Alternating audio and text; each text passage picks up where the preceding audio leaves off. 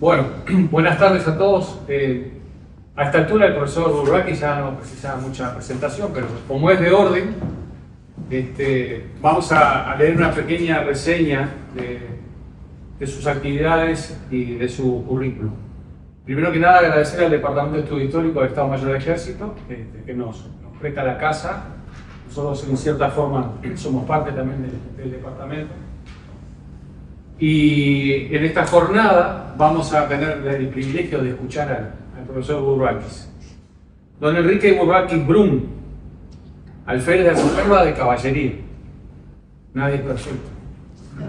Profesor de Historia de los Conflictos Armados por el Instituto Militar de Estudios Superiores, miembro de honor del Instituto de Historia y Cultura Militar del Uruguay, Coronel Rolando de la Guarda Trías, académico de número del Instituto Histórico y Geográfico del Uruguay, miembro de número de la Academia Uruguaya de Historia Marítima y Fluvial, miembro de la Asociación de Uniformología del Uruguay y miembro del Instituto San Martiniano del Uruguay, y a su vez también miembro correspondiente del Instituto Argentino de Historia Militar. Así que, don Enrique, esperamos ansioso su ilustrativa charla. Muchas gracias, Bruno. Así que el auditorio es suyo. Lo de la caballería es una broma porque soy el único infante que está acá. Bueno, no está el oficial allá en el fondo, pero somos dos nada más. El arma. La Mauser C96. C es por construcción. En alemán, que yo no sé. Construcción 96. Es una pistola de carga automática y fuego semiautomático producida entre 1896 y 1937. Calibre 7.63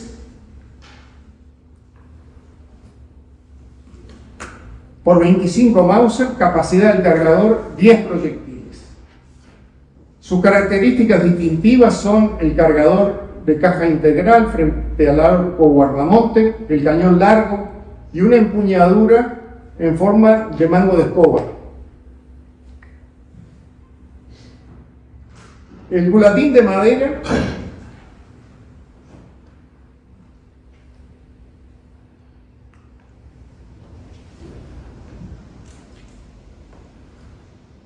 permite su uso como carabina y también como funda o estuche de transporte. Esto era muy importante en esa época porque evitaba sobre todo el polvo, ¿verdad? Usted la mete adentro de ya, como está ahí, ya está libre de todo polvo. Fue adquirida por gobiernos para sus fuerzas militares y policiales, y también vendida a civiles y oficiales militares que la adquirieron comercialmente como armas individuales. Se fabricaron cerca de 1 millón.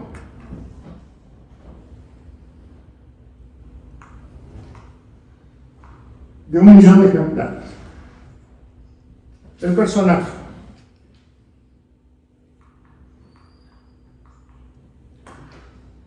Es un personaje conocido por todos, ¿verdad? No necesita mayor presentación. Winston Churchill. Winston Spencer Churchill, en realidad es su apellido correcto. Estadista, político, escritor, más de 40 libros en 60 tomos, premio Nobel de Literatura, periodista, conferencista, pintor y 2 veces primer ministro de Gran Bretaña. Fue también militar profesional y reservista. Y es en esa faceta poco conocida de nuestro medio que enfocaremos esta charla.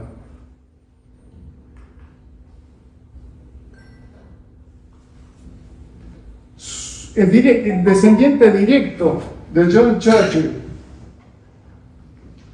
primer duque de Marlborough, quien comandó el ejército británico y sus aliados en la Guerra de Sucesión Española, por 1700, ¿verdad?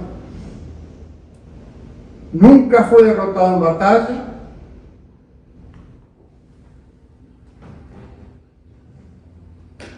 Ahí ustedes tienen los triunfos de él. Ramilly, Malplaquet, Blenheim, sobre todo Blenheim, y Urdenar fueron recompensados con un ducado y el palacio de Blenheim. Yo no sé, yo soy medio viejo, quizás soy yo el único que conozca, pero acá se hablaba, había una canción de niño que Mambrú se fue a la guerra. Bueno, Mambrú es Marlborough. Era la forma que se conocía acá y en Francia, ¿no? La vista trasera del palacio, ahí nació Churchill. El 30 de noviembre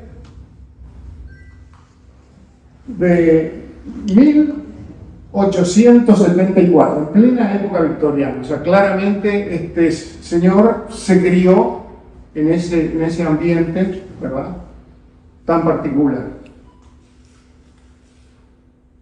Sus ancestros fueron británicos y estadounidenses, y su abuelo fue el 7º duque de Marlborough, John Spencer Churchill. Su padre, Randolph Churchill, fue el tercer hijo del 7º duque, siendo entonces un segundón. No recibió el título de cortesía de Lord Randolph, pero no título efectivo ni propiedades. Por ello le fue posible ser electo a la Cámara de los Comunes cuando se dedicó a la política. Su madre, Ginny Jerome, nacida en Brooklyn, Estados Unidos, durante su adolescencia vivió en París con su madre y sus 2 hermanos. Allí conoció, en Francia precisamente, a Lord Randolph y se casaron en la embajada británica en París. Eliza Everest, la niñera de Winston, fue la figura maternal que sostuvo a Churchill en su niñez y adolescencia, porque su madre y su padre estaban dedicados a una intensa vida social y no prestaban demasiada atención a sus hijos. Tenían 2, él tenía un hermano menor. Winston aprendió las primeras letras de institutrices.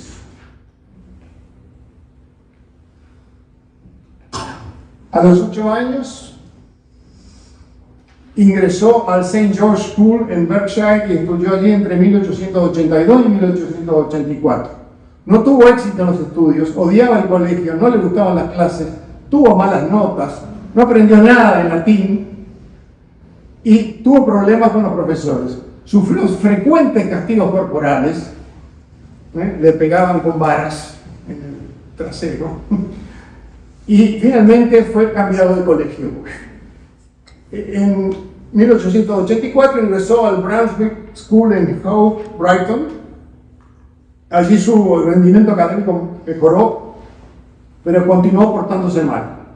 Disfrutó así de la natación y de la equitación, que era de su deporte favorito, prácticamente el único deporte que practicó. En abril de 1888 ingresó al Harrow School. No fue académicamente brillante, excepto en inglés e historia. En mayo se incorporó al cuerpo de rifleros de Harrow, que estaba afiliado al regimiento de Middle Essex. Los uniformes eran grises con vivos y vueltas azules, y le dio a Churchill la oportunidad de practicar equitación, tiro y esgrima. En este último deporte se destacaba ganando en 1892 el campeonato intercolegial de los colegios privados de Inglaterra. Su padre le propuso que siguiera la carrera militar, porque claramente su rendimiento académico le impedía entrar en Oxford o Cambridge. Winston aceptó encantado. A partir de ese momento todos sus esfuerzos estuvieron dirigidos a lograr el ingreso al Colegio Militar de Sandhurst.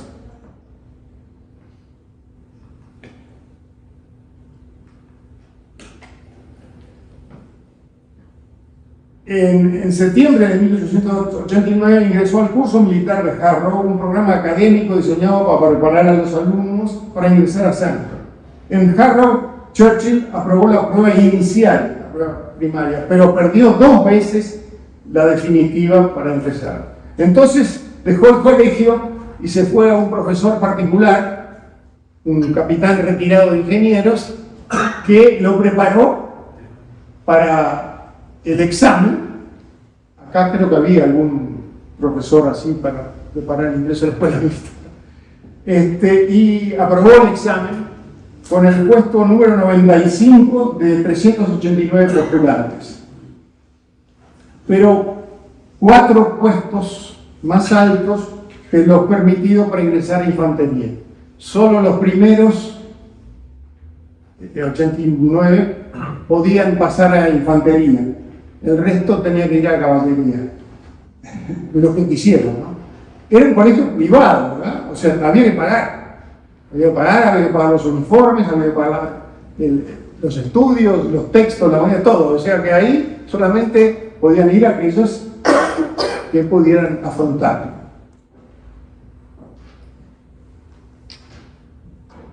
Eso fue un problema, porque los padres de Churchill no tenían muchos medios, tenían simplemente los respectivos consuelos, les pasaban unos 3.000 libras esterlinas por año, y eso era todo. Y ellos tenían una vida muy rumbosa, siempre estaban de fiesta en fiesta, gastando más de lo que debían, incurriendo en préstamos, en fin.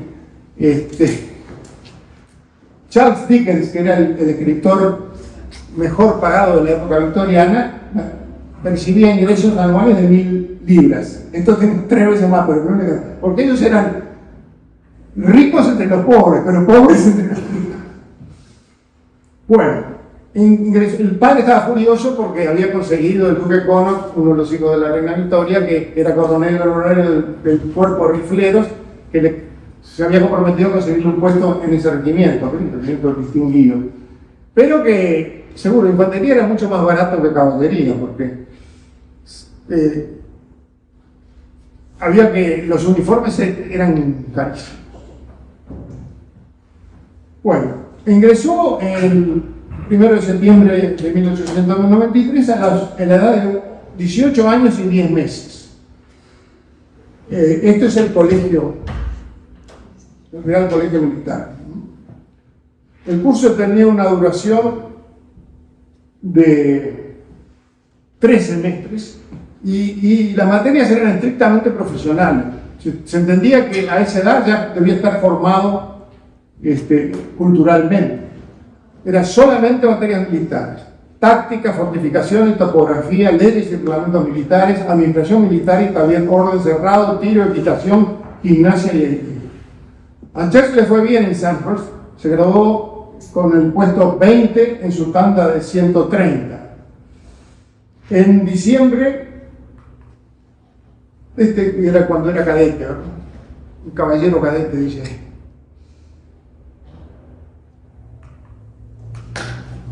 Y se graduó, recibió su despacho firmado por la reina Victoria con fecha febrero 20 de 1895. Tenía 20 años. El salario de un subteniente recién egresado era 120 libras por año. El costo de uniformes y equipos se estimaba en 650 libras, más unas 200 libras por el caballo, que en su caso se lo regalaron sus abuelos. Además, debía cubrir la cuenta de la mesa y el casino de oficiales, y por tanto, un subteniente de caballería necesitaba por mínimo un ingreso adicional a su sueldo de 500 libras por año. Una cantidad, como hemos visto, bastante importante para la época. Se presentó al regimiento cuarto de húsares en enero de 1895, fue inmediatamente destinado a un curso de instrucción muy exigente. En una palabra, el curso de instrucción de reclutas, ahí mandaban también a los oficiales, y eso le permitía a los soldados reírse disimuladamente de las caídas del caballo de los oficiales. Era por 6 meses ese curso de instrucción. En esos días, la vida regimental para los oficiales se dividía en un periodo que comenzaba en verano, de 7 meses de instrucción y maniobras, y un periodo de 5 meses en que se podía salir de licencia extendida por 2 meses. Sabiendo que su regimiento sería destinado a la India en el año venidero, Churchill concibió la idea de encontrar una oportunidad para probarse a sí mismo en una situación bélica. que por ese entonces en Inglaterra, en ese momento, no había posibilidad. Entonces, eligió Cuba. En ese momento en Cuba estaba en plena revolución independentista. A través de sus relaciones familiares, consiguió autorización de las autoridades de España. El embajador británico en Madrid consiguió que lo aceptaran. Los aceptaron porque fue con un camarada, subteniente Reginald Barnes, y ahí estuvieron en 1895, arribaron a La Habana el 20 de noviembre y se unieron a la columna del general Valdés el 28 de noviembre. Churchill escribió el 30 de noviembre: el día de mi 21º cumpleaños, por primera vez estuve bajo fuego y sentí balas silbando por el aire o alcanzando en torno mío a hombres y caballos. La columna estuvo en contacto con los rebeldes y bajo fuego intermitente por 3 días. Antes de dejar Cuba en la primera semana de diciembre, Churchill y Barnes recibieron la Cruz al Mérito Militar con distintivo rojo. Una segunda condecoración, la medalla de la campaña de Cuba, la recibieron en 1914.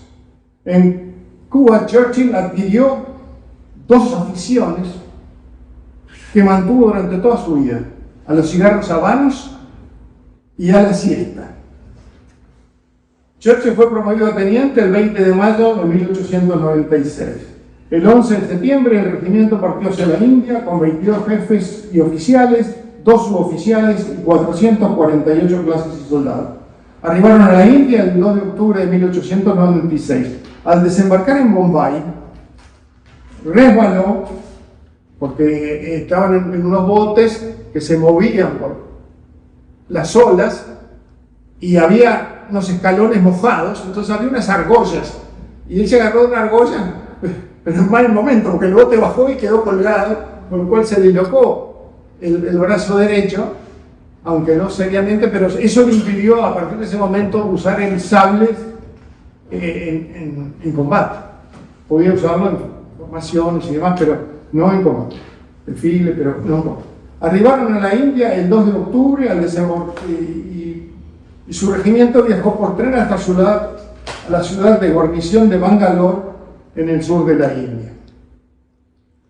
Deseoso de prestar servicio activo y de adquirir fama, porque no le gustaba la vida de guarnición, salvo que de mañana había instrucción, después al mediodía el almuerzo y después la siesta.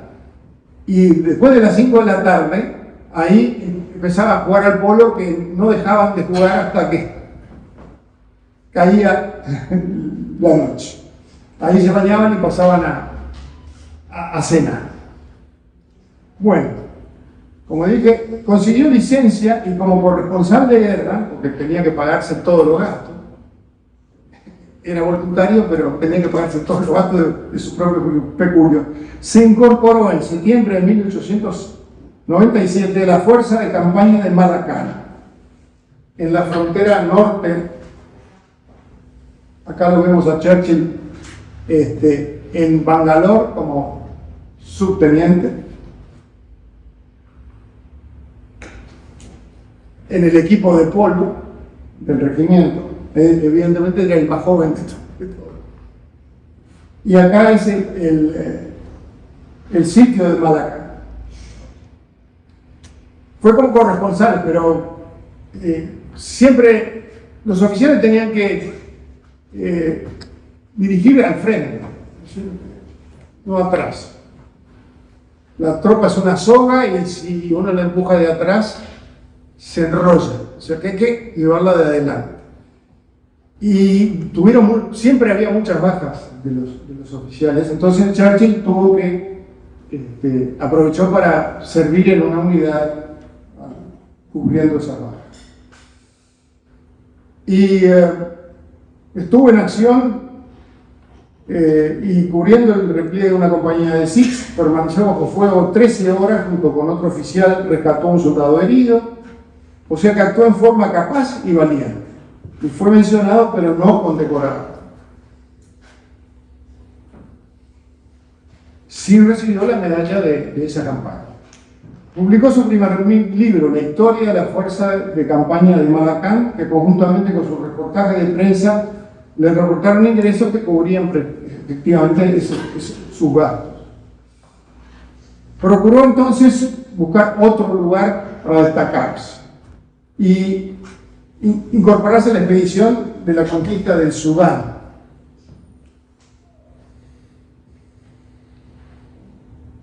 El comandante en jefe del ejército egipcio, Kitchener, no quería que Churchill se uniera a la fuerza bajo su mando, porque entendía que él era un diletante que usaba sus contactos familiares para provecho propio y no para servir al ejército. Esas licencias que se tomaba, no era esa la cultura del ejército. A donde lo ordenara ir, tenía que ir, ¿no? Así está buscando. Pero él era el comandante en jefe del ejército egipcio, pero pidió un regimiento de caballería británico y entonces hasta que llegara al Sudán, ese regimiento estaba bajo el mando del comandante en jefe en Inglaterra.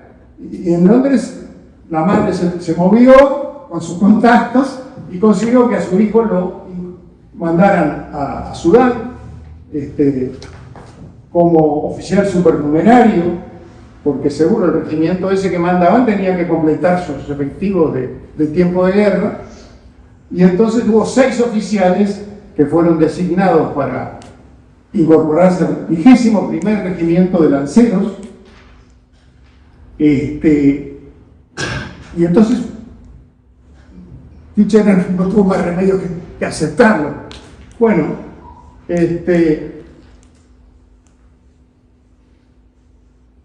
Churchill evidentemente no era universalmente querido por sus superiores ni sus camaradas. Buscaba fama y gloria desde sus contactos, desde su familia, y el estilo del ejército británico era distinto. Winston ya se había desilusionado del ejército, porque no podía vivir de su sueldo, y menos vivir bien como estaba acostumbrado. Y quería dedicarse a la política, pero para dedicarse a la política tenía que ser, dado que no tenía dinero propio, tenía que tener fama y ser bien conocido por sus hazañas. Entonces, él marchó para Egipto, para la reconquista de Egipto. Egipto era nominalmente parte del Imperio Otomano, pero en los hechos no lo era. Los khedives, que eran los virreyes de Egipto, desde 1821 habían conquistado el Sudán.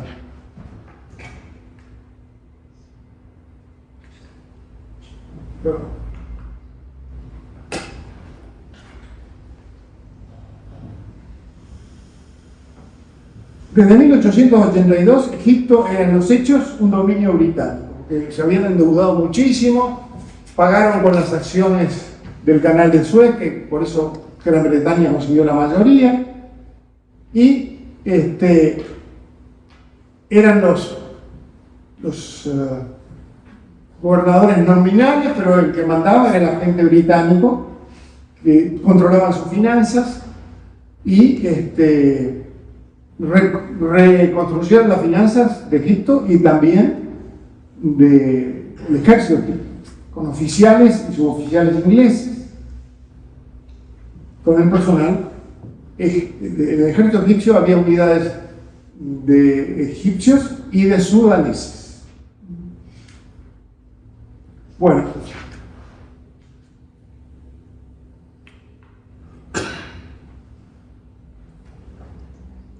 el episodio.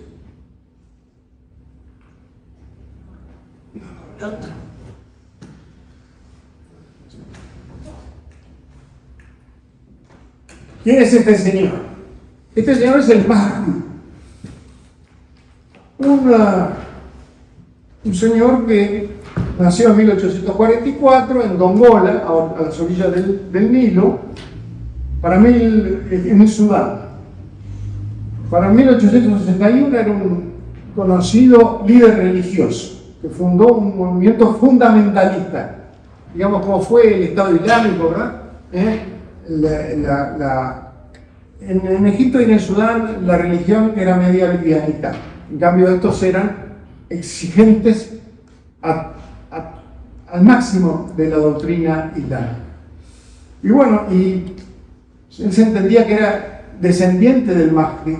O sea, el Mahdi era un guía elegido que figuraba en las memorias de Mahoma, en las revelaciones de Mahoma. Gracias a su prédica, que era una fuerza islámica muy conservadora que entró en conflicto con las autoridades egipcias, y hasta a partir de 1881 comenzó hostilidades y conquistaron virtualmente todo Sudán. Inglaterra no quería, Gladstone era el primer ministro en ese momento, y no quería inmiscuirse en una guerra costosa y en un lugar espantoso, era puro desierto, seco, salvo en las riberas del Nilo, prácticamente no había más nada. Y no quiso enviar expediciones militares. Los egipcios habían mandado varias, entre 1881 y 1885, cuando conquistaron todo el Sudán, habían mandado varias expediciones y habían sido todas derrotadas por esta gente que estaba armado con armas antiguas, muy pocas armas de fuego, la mayoría lanzas y espadas y escudos, pero sobre todo atacaban de noche o por sorpresa, emboscadas, y de esa manera consiguieron los fusiles Remington que usaba el ejército egipcio. Entonces, en Inglaterra mandaron a un general Gordon. Hubo una película que quizás algunos de ustedes se la han visto, Khartoum, que no es exactamente históricamente correcta porque nunca hubo esa entrevista que figura en la película entre Gordon y el Mahdi, pero más o menos le da una buena idea de la situación. Él lo mandaron para que organizara la evacuación de la ciudad de Khartoum. Había 30.000 habitantes, 15.000 de ellos eran esclavos, y una guarnición egipcia de 7.000 hombres, más los administradores civiles, y había legaciones, porque era la capital del Sudán, legaciones extranjeras. Y bueno, entonces Gordon agarró y dijo, no, yo no voy a evacuar porque es imposible evacuar a todo el mundo, yo no voy a dejar a nadie atrás, así que yo voy a defender. Yo soy oficial de ingenieros, así que un asedio para eso me llamaron. Entonces organizó la defensa y estuvo 11 meses defendiendo, pero la expedición no mandaban a nadie, cuando mandaron tarde y mal. Así que la expedición salvadora llegó 2 días después que Gordon fuera asesinado, pese a que el Mahdi había ordenado que se respetara la vida, que fuera tomado prisionero.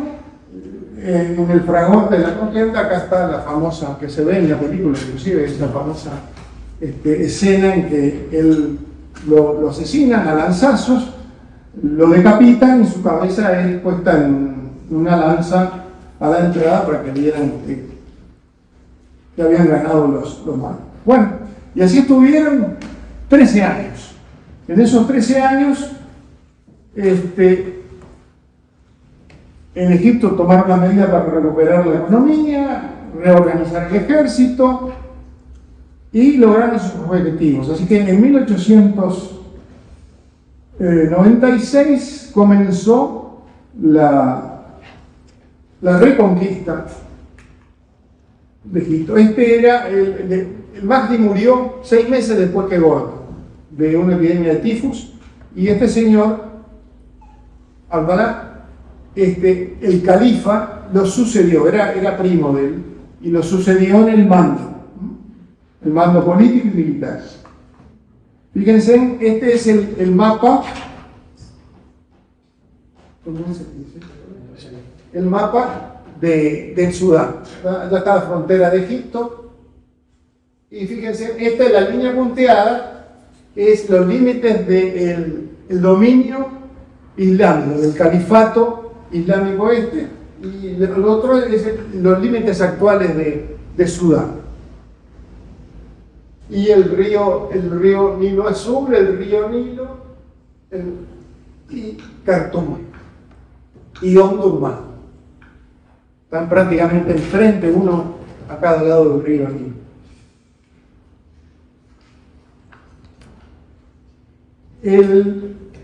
¿Quién era el líder?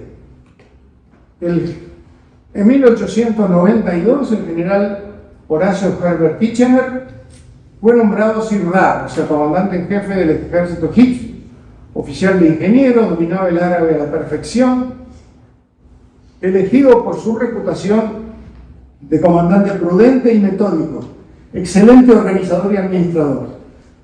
Se había incorporado al ejército egipcio en 1881, había integrado la fuerza de rescate de Gordon actuando en misiones de inteligencia, figura en la película justamente, disfrazado de árabe, como hablaba perfecto, inclusive imitaba los dialectos de las distintas tribus, actuaba como oficial de inteligencia. Era frío y poco comunicativo, no intimaba y era querido por sus oficiales, y mantenía una actitud distante con la tropa. Medía 1,88 m, entonces se imponía, pero era muy inaccesible.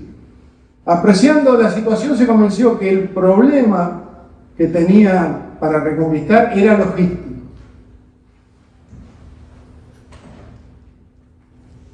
Esto es Egipto, ¿verdad? Todos los aprovisionamientos venían de Egipto, a través del Nilo, o ferrocarril. Había ferrocarril y este, por ejemplo, era uno de los transportes. Ustedes ven, la foto no es muy buena porque es una foto de esa época. Ahí ven los caballos en la parte de cubierta y en un piso más arriba los soldados. Entonces, era largo el camino,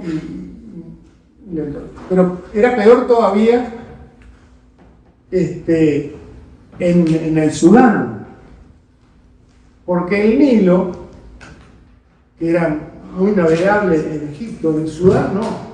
Había 6 cataratas, lugares rocosos, pedregosos, con las rocas casi en la superficie, o sea, no era muy transitable. Aswan es en Egipto. Wadi Halfa es la frontera entre Egipto y el Sudán. Entonces, para poder hacer una operación efectiva, tenía que hacer un ferrocarril en 2 ramales. Primero hasta acá anda para conquistar Dongola, ocupar y conquistar Dongola. Y otra que atravesara todo el desierto desde Wadi Halfa a Abu Hamel y después acompañar el Nilo hasta llegar cerca y después por Nilo navegable hasta Omdurmán y Khartoum. Todo el mundo le decía que no, eso es imposible, en el desierto no se puede hacer un ferrocarril. Dejó 3 años toda esta campaña, del 1896 a 1898.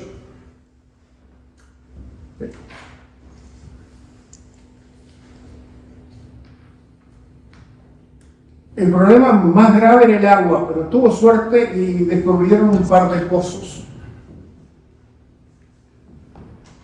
que le permitieron hacer. Fíjense que todo el avance que fue primero hasta acá, ¿por qué había que conquistar Dongola? Porque si no, este es Abu Hamel. Acá había una guarnición importante de islamistas. Entonces, no podían construir este ferrocarril si primero no eliminaban esta amenaza sobre. Fíjense que la construcción no es de un día, son 3 años prácticamente. Entonces, no podían dejar atrás o al flanco esa guarnición poderosa de ese ejército mahdista.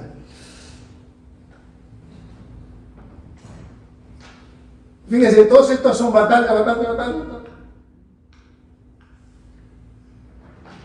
¿Cómo solucionó Kitchener el problema? Recurrió a un experto en construcción de ferrocarriles civiles y militares en terrenos inhóspitos.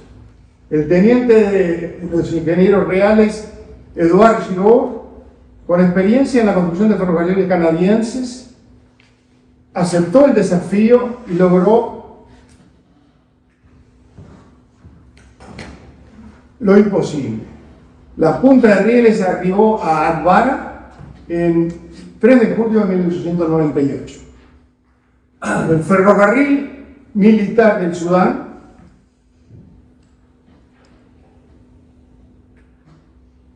redujo el tiempo del viaje entre Wadi Halfa y Abu Hamed de 18 días en camello y barco de vapor a 24 horas por tren.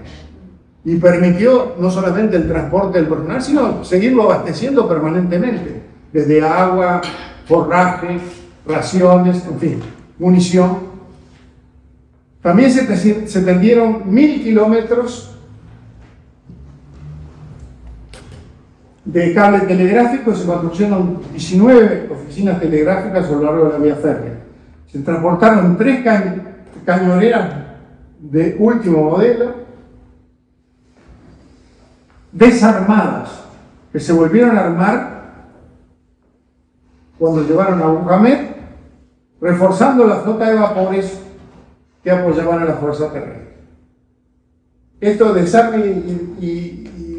arme y desarme y vuelta a armar, implicó que una de ellas, un defecto de fabricación o de avance, se hundió, pero las otras dos resultaron muy eficaces porque estaban artilladas con cañones, y igual los antiguos vapores también lo estaban, pero estas, fíjense que tenían cañones de 104 milímetros, de 57 y 4 ametralladoras máximas. Eran muy importantes, fueron todos estos barcos, resultaron muy importantes. Bueno, vamos a ver un poquito el armamento. Estos son los fusiles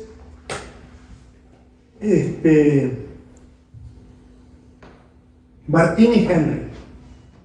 Este es un fusil de calibre .45, monotiros. Estos se usaban famosos, conocidísimos en la guerra de los Zulúes, la famosa batalla que perdieron en San Luana. Estos fusiles tenían una patada brutal, se recalentaban mucho, o sea, eran fusiles para Europa, ¿no? Para estas tierras, y eran de cierre deslizante. Ustedes ven que esta es la palanca que abre, allí se carga, salta, cuando se tira la palanca para abajo, salta la munición usada y se puede cargar la nueva. Estas son las municiones. Las municiones eran de latón arrollado, pero la base de hierro estaba soldada. Entonces cuando el arma se recalentaba y se intentaba extraer la munición, la púa que traía la munición, resulta que sacaba el culote de la vaina y quedaba la vaina adherida al cañón del arma. Entonces había que tener un trabajo brutal con los cuchillos o con lo que pudieran tener para volverlas a usar. Esto lo usaba el ejército egipcio, o sea, los batallones egipcios y sudaneses. Los británicos usaban este fusil, el fusil Lee Metford, ya con pólvora química, ¿no? Con pólvora mecánica, como era el caso de la pólvora negra que usaba el Martini Henry. Tenían un almacén y un cargador debajo al arco-guardamonte con una capacidad de 10 disparos.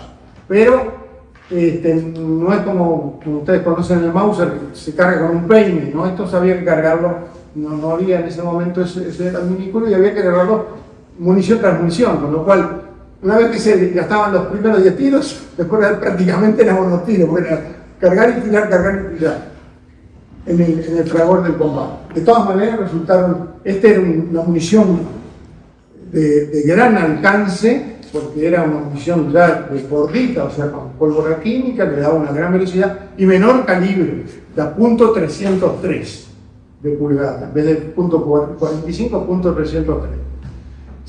Los ingleses se dieron cuenta que para parar a un guerrero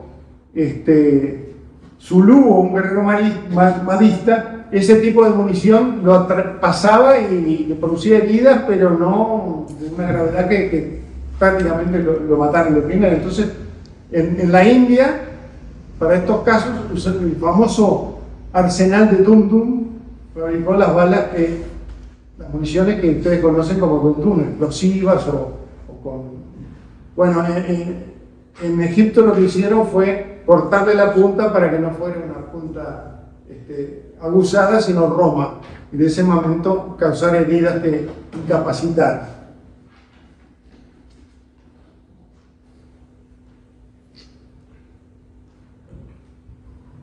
La caballería estaba armada con una carabina Lee Medford con solo 5 tiros de capacidad de cargador y sables. El regimiento británico además tenía lanzas, porque era un regimiento de lanceros. O sea, tenía carabina, el sable y el...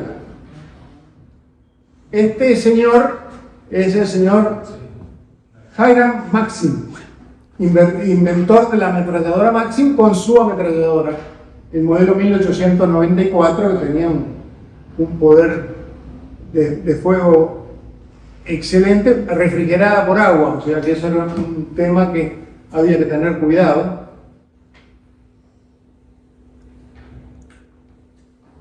Bueno, la batalla de Omdurmán.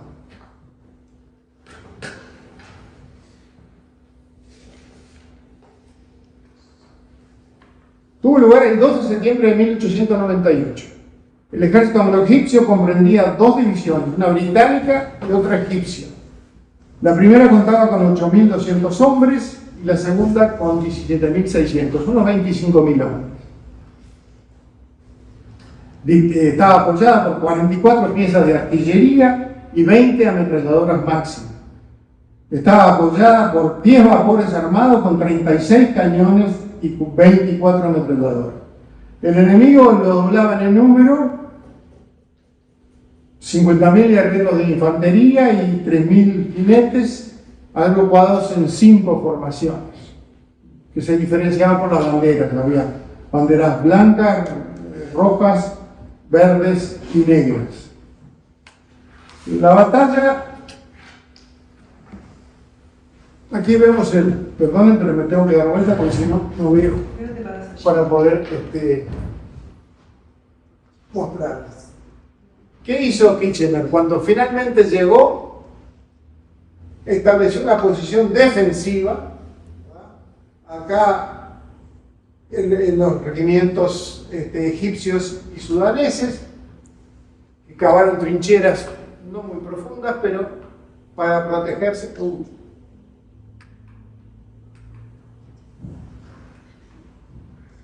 Y acá la división británica. Una brigada de reserva egipcia en los hospitales, una posición defensiva aquí delante de los británicos. No se cavaron trincheras, sino que era una barricada de arbustos espinosos, que llamaban saliva. Bien, o sea, una posición defensiva, esperando los derviches. Se equivocó feo Abdullah, porque no los hostigaron durante todo ese avance a través del río y del ferrocarril y demás. Se concentraron todas sus fuerzas en Omdurmán y, curiosamente, el 1 de septiembre, cuando llegaron y hicieron todas estas cosas los británicos, los derviches simplemente los exploraban y veían qué es lo que había. Y todo el mundo esperaba en el lado británico que los atacaran de noche, donde tenían la ventaja, porque el problema era que frente al armamento británico, avanzar con armas blancas y con algunos miles de fusiles, que además, como se fabricaban la munición en arsenales en Omdurmán por parte de prisioneros egipcios y británicos, esto los saboteaba. Así que muchas veces esas armas no servían, no eran eficaces. Pensaban que los iban a atacar de noche, cuando precisamente para contrarrestar un ataque nocturno los barcos a vapor más modernos tenían generadores eléctricos y con reflectores estuvieron toda la noche tratando de iluminar para prevenirse de un ataque nocturno. No hizo nada porque tuvo un sueño Abdullah, que el Mahdi le ordenaba que no atacara de noche, que atacara de día, que se iban a atemorizar los ingleses con esa masa de guerreros que los atacaban, y bueno, entonces dejó para la mañana siguiente, cosa que fue un grave error. La batalla comenzó al amanecer.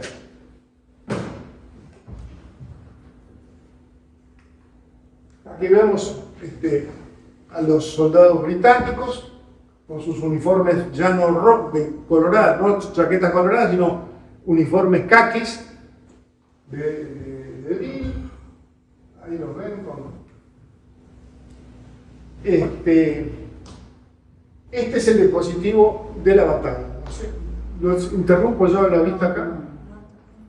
Bueno, acá vemos la posición defensiva de los ingleses.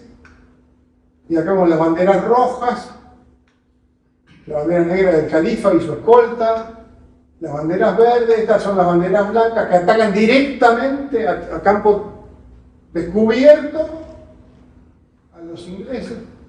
Y acá está la caballería egipcia y el cuerpo de caballeros egipcios. Las unidades inglesas son estas rojas y las verdes son las egipcias. Bueno, fue una masacre, una matanza espantosa. Imagínense gente atacando, corriendo esa distancia, y a 3.000 metros empezaron la artillería, tanto terrestre como desde los barcos. Después, cuando llegaron al alcance de las ametralladoras y después los fusiles. O sea que prácticamente fue una carnicería con muy pocos efectos los tiradores, pero eran muchísimos. Entonces, si bien todos estos fueron aniquilados, ellos, esta fuerza de la bandera verde, trataron de atacar por un flanco. La caballería egipcia y el cuerpo de caballeros hizo una acción retardatriz para impedir que hicieran, precisamente desmontando, disparando. Y el cuerpo de caballeros pasó muy mal, porque los camellos no pueden ni trotar ni galopar en las sierras rocosas. Las patas sufren muchísimo y no pueden. Entonces, lo primero que se trató de evacuar, de retroceder el cuerpo de camelleros dentro del perímetro defensivo, y se logró con el apoyo de los dos cañoneros en el río, los barcos que con su artillería de largo alcance impidieron que los derviches los alcanzaran. Aquí vemos las banderas. Se hicieron muchas pinturas, algunas bastante fidedignas y otras no. Aquí se ve el avance de las banderas verdes. Esta es el segundo ataque de Derviche. O sea, el primero fue esa masacre que yo le digo en directo, y el segundo, ¿qué pasó? Kitchener quería rápidamente ocupar Omdurmán, porque lo que no quería era un combate dentro de una ciudad, donde ahí volvían a poder tener la ventaja los derviches. Entonces ordenó el avance general de toda la...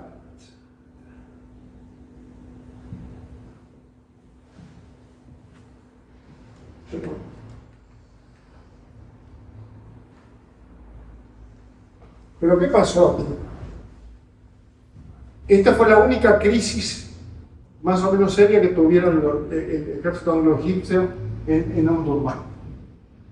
Empezaron a avanzar hacia Omdurmán, que estaba por acá, sobre el río Nilo.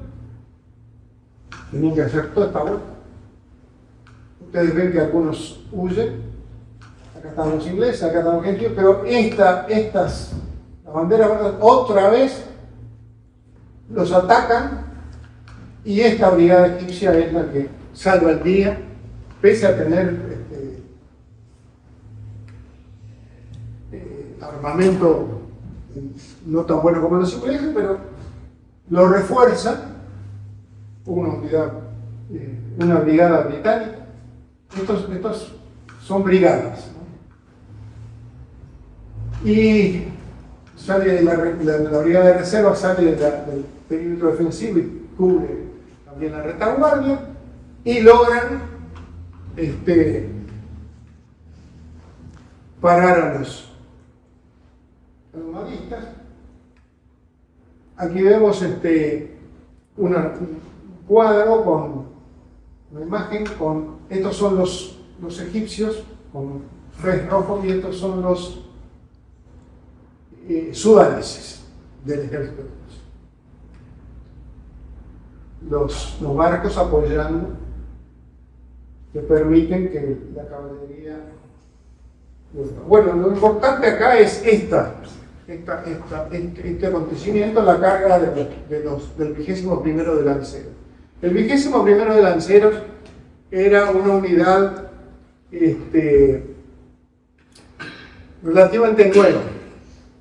En 1857, en el Gran Motín de la India, la compañía, había un ejército privado, ¿verdad? El ejército de la Compañía de las Indias Orientales, que tenía unidades de infantería y también de caballería. Esta era una unidad de caballería compuesta por europeos, no por hindúes.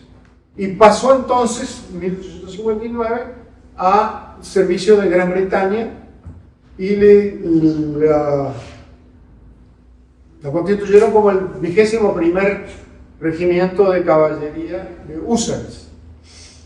2 meses antes de la campaña de Egipto lo transformaron en lanceros, con lo cual había que aprender el manejo de la lanza, que no es un arma fácil de dominar, en 2 meses.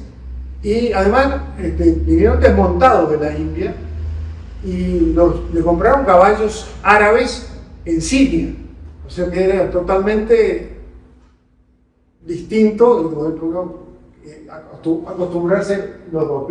Son caballos más ligeros, más chicos que los caballos normalmente de Gran Bretaña, de Australia o de Sudáfrica.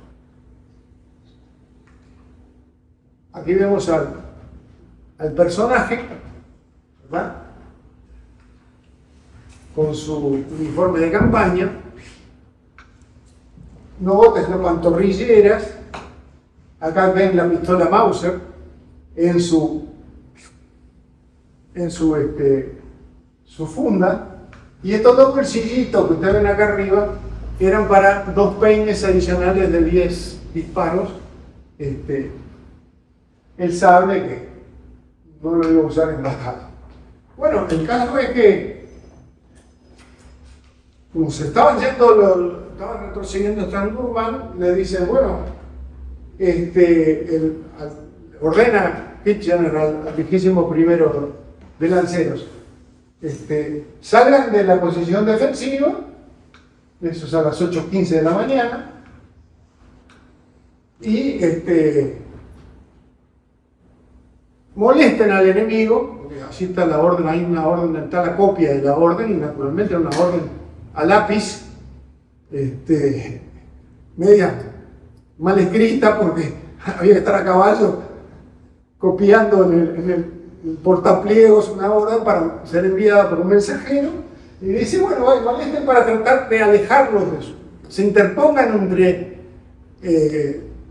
los islámicos y Omdurmán, que no quiero que entren en la ciudad, porque la idea era esa, como impedirles el. Entonces, el regimiento Churchill estaba en el último escuadrón. Usted ve que si venían en línea de escuadrones, pasan a formación de columnas de escuadrones. Churchill estaba en el último escuadrón, la penúltima sección. Acá también tuvo suerte, porque llegó tarde, porque como venía de Inglaterra, hubo dos contingentes del regimiento que tenía solamente 319 efectivos, entre oficiales y soldados, porque en la India era un regimiento de 13 escuadrones, y acá Kitchener que quería 4 escuadrones, entonces lo que hicieron fue achicar los escuadrones, porque no podían en tan corto espacio de tiempo llevarlo a mayores efectivos. O sea que el regimiento eran 319.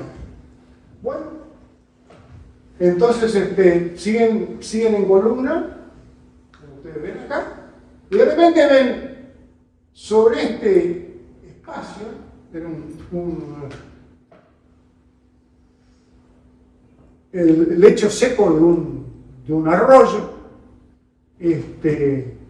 más o menos de distinta profundidad, y vieron, había unos 200 tiradores que le empiezan a hacer fuego a medida que ellos se acercan, porque vienen progresando así, paralelo al enemigo, y que le empiezan a hacer fuego y le producen algunas bajas de hombres y caballos.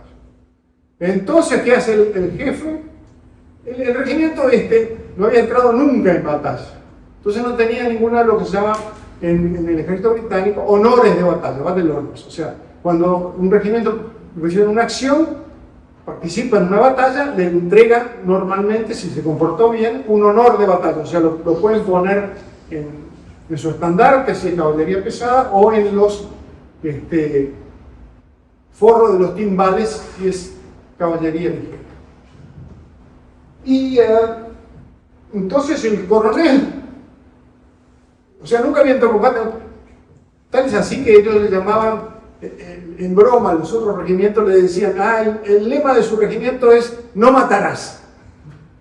Entonces, estos querían combatir, ¿no? Porque lo lógico hubiera sido que desmontaran y hicieran fuego con las carabinas. No, simplemente se ponen en línea, los oficiales adelante, a 2 cuerpos de caballo de la línea y a la carga, a lanza. O sea que acá eran los dos en igualdad de condiciones, espadas, pero lo que no vieron es que adentro, escondidos en el lecho seco, había 2000. Bueno, entonces a la carga y pasaron por acá, tuvieron 21 muertos, un oficial y 20 soldados, y 50 heridos, y 119 caballos muertos o heridos. ¿Y qué pasó con nuestro héroe? Y bueno, nuestro héroe tuvo suerte, tuvo mucha suerte, porque en la formación ellos ocupaban casi el extremo. Y entonces, acá, como ustedes ven, era mucho más chico, 1,5 metros de diferencia entre la superficie y el lecho del río seco. Y había, ya acá los derviches estaban más esparcidos. Entonces, Churchill, por suerte, el caballo de él, Churchill envainó el sable y sacó la pistola. Entonces, el caballo de él cayó bien, porque el problema era pasarles, de alguna manera pasar, porque los que quedaban ahí abajo eran picadillos, ¿verdad? Porque los derviches no no se asustaron por la carga, no, los esperaron, muchos de ellos en el suelo, con las espadas para cuando pasaran los caballos, cortarle las patas o la panza, en fin. No se asustaron, estaban acostumbrados a esos enfrentamientos. Entonces, lo que había que hacer era cruzar esa trampa de río. Y llegar al otro lado y pasar. Y Churchill se abre paso a los tiros. Aparecen dos derviches apuntándolo con sus lanzas, y él pasa entre los dos, estaban separados más o menos 2 metros, los mata a los dos. Después aparece otro tipo y galopando, ¿verdad? Esa carga dura 2 minutos. Pasa la carga desde aquí hasta allí, ¿verdad? Y después viene el entrevero. Y en ese entrevero Churchill mata a 4 o 5, y inclusive a un jinete, un líder que venía montado, lo tira también, no le pega, porque al galope. Por suerte el caballo de él dice como un gato, escribe en sus obras, cae con las 4 patas bien y picando espuela lo saca limpito del lecho seco del río. Y entonces, y bueno, pasa y sigue. Ahí pone el caballo al paso y a ver qué pasa, y ve que hay una cantidad de derviches por atrás que le están tirando. Entonces otra vez pica espuelas y al galope se aleja buscando a su sección. Su sección eran unos 20 hombres, y los encuentra, y ahí de repente entre el medio de la sección que se estaban recuperando, y uno a ver cuántos estaban, cuántos muertos, cuántos heridos, y de repente surge un derviche que había estado escondido, con la lanza, y todo el mundo trataba de lancearlo. El derviche, de alguna manera herido, se acerca a Churchill y Churchill se lo mata de un tiro. O sea, fue eficacísimo. Esto le salvó la vida, claramente le salvó la vida. Bueno, y así pasó y se salvó la vida. Se hicieron, bueno, las repercusiones, bueno, había una cantidad de corrupciones de guerra, más de 20. 2 mueren en la batalla. Y se hicieron una cantidad de cuadros. Ustedes ven, acá este es uno de ellos. Muchos de ellos no eran muy fieles en los uniformes, en fin. El jefe del regimiento, ni sable ni revólver, pasa al galope, y por suerte, pese a que el caballo rueda, lo vuelve a levantar y sale indemne.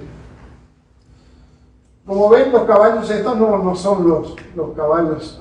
Acá hay otra obra, pero se hicieron más de 10 grandes cuadros recordando la batalla, porque mientras que para Kitchener el triunfo había sido de sus, sobre todo debido a esa crisis que se salvó de esa brigada egipcia integrada por un batallón egipcio y 3 sudaneses, fue la que salvó la petilla en esa batalla, y quería que la gente conociera eso.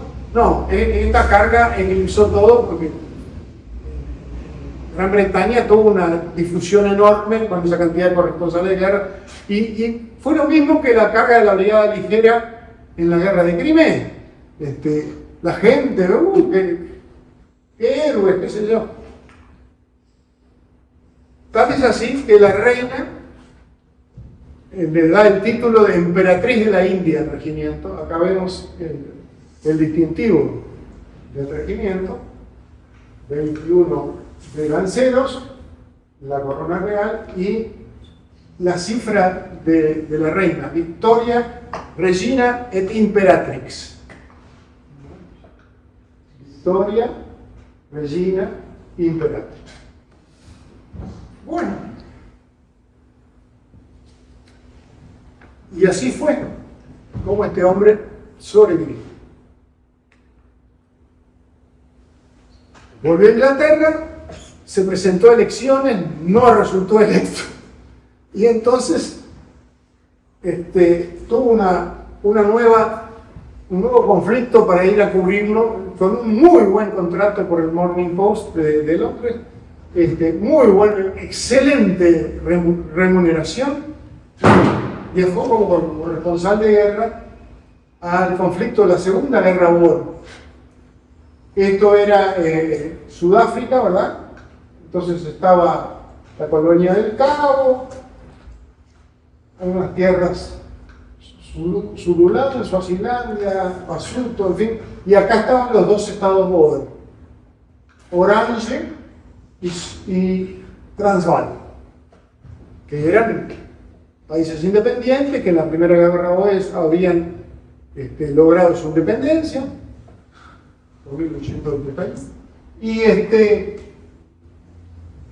y bueno, enfrentaron a los ingleses. Los Boers eran campesinos, granjeros, criadores de ganado, excelentes cazadores, todos tenían buenas armas y esas repúblicas se ocuparon de conseguir armamento muy bueno, cañones franceses de largo alcance, los pom-pom británicos que eran de 37 milímetros, era una ametralladora en grande, ¿no? Acá tuvimos también esos cañones. Y sobre todo Mausers y distintas armas que conquistaron a los ingleses, y otra vez una crisis. Entonces Churchill va como corresponsal de guerra. Acá lo vemos, un corresponsal de guerra prácticamente casi como un oficial, va vestido casi como un oficial. Y bueno, y entonces él llega allí, ¿y qué hace? Se consigue un amigo que conocía de la India, que le dice: vení, vamos a hacer un reconocimiento en ferrocarril, y él nos acompaña. Y ese recibe un ataque de los Boers, descarrilan vagones, le ponen una piedra enorme, una emboscada, empiezan a tiroteo cuando el tren pasa, el tren era blindado, disparando, y se tranca con una enorme piedra. Bueno, ahí heridos por el accidente y por los disparos, y entonces Churchill es uno de los que organiza la locomotora y el tender, y ahí meten a todos los heridos, y con esa locomotora apartan la piedra y se escapa, y evacúan a los heridos. Pero Churchill se queda. Por suerte se olvida de la pistola en la locomotora, o sea que está desarmado. Y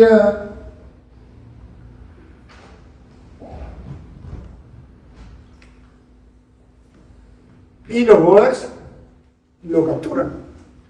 Él tiene la prudencia de sacar de sus bolsillitos los peines de munición y tirarlos en el pasto para decir: no, yo soy corresponsal de guerra, yo soy corresponsal de guerra. Los Boers lo ven así informado y dicen: no. Entonces cae prisionero y lo mandan a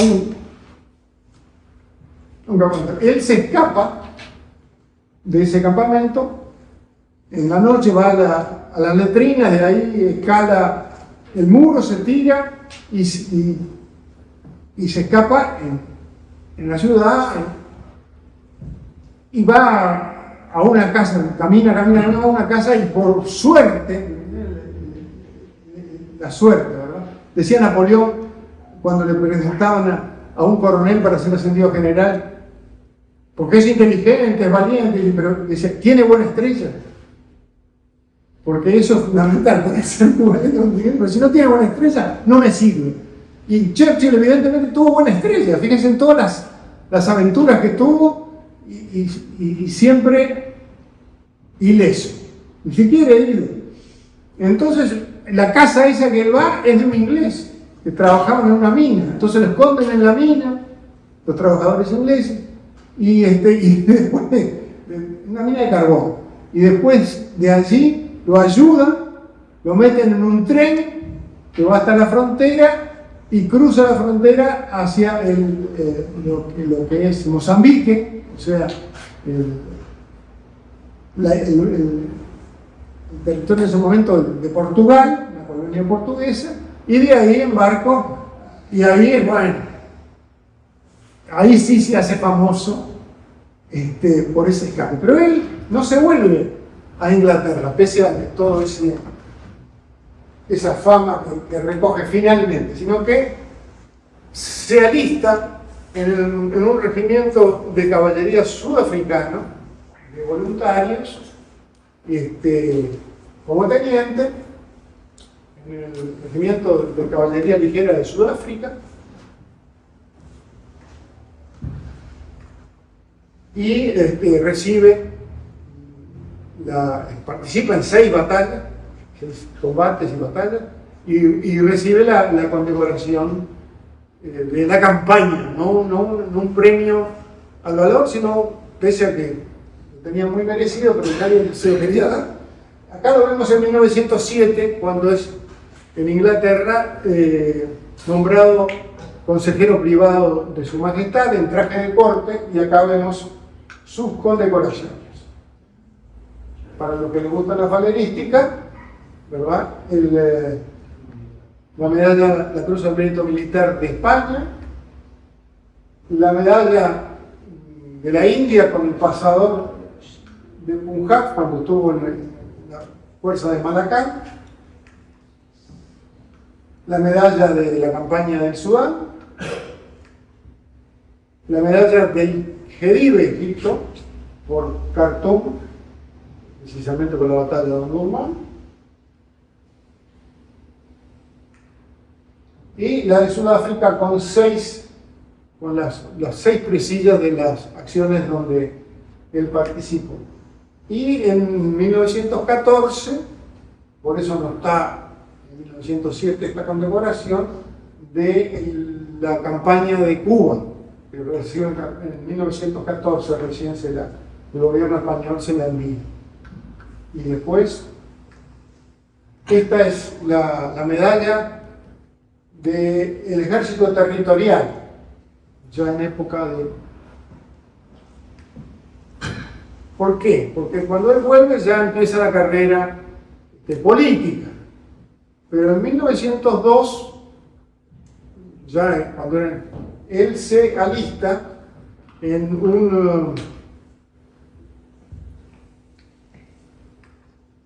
una unidad de caballería de reserva que se llamaba los Queen's Own Oxford Hussars, los húsares de la reina de Oxfordshire, que era justamente, el jefe era su primo, el duque de Marlborough. Él ingresa como capitán, después es ascendido mayor en 1905. Acá lo vemos conversando con Guillermito, con el Kaiser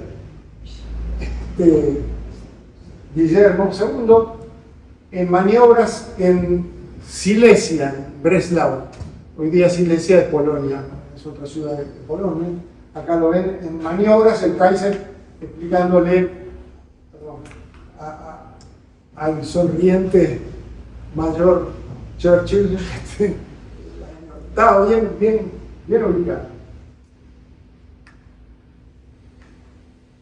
Se casa en 1908 con Clementine Housier, la esposa que lo acompaña todo el resto de su vida.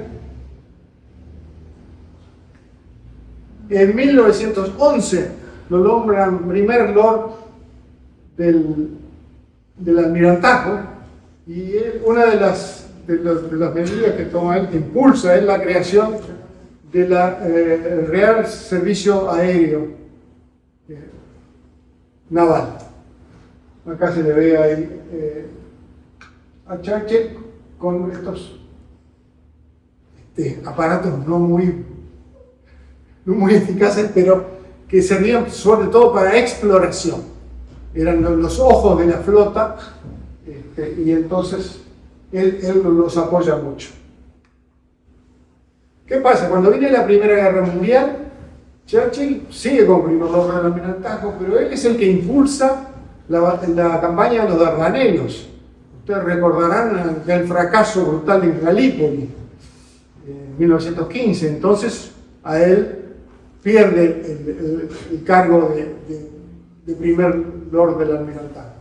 El primer lord del almirantazgo es un cargo ministerial civil, pero Churchill se había arreglado el marino, el número 1 de la Armada es el First Sea Lord, el primer lord naval o del mar.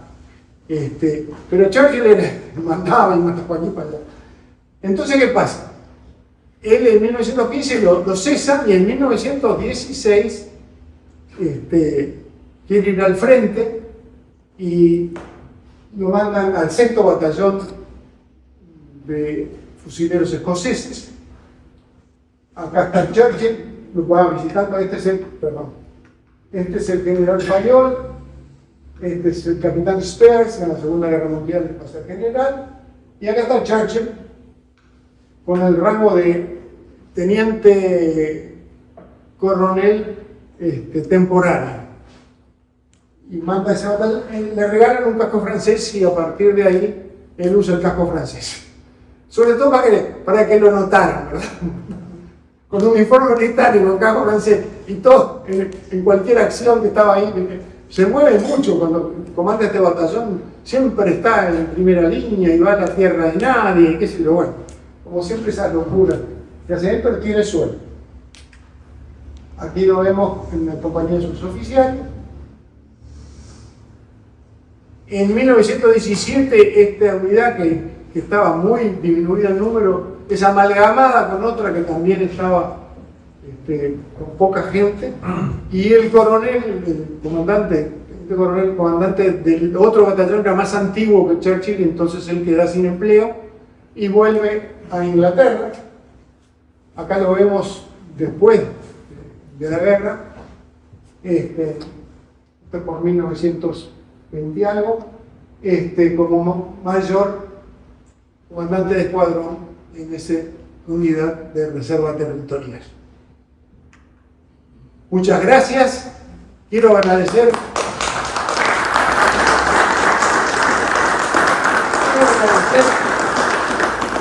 al personal de acá que me ha apoyado entusiasta y eficazmente.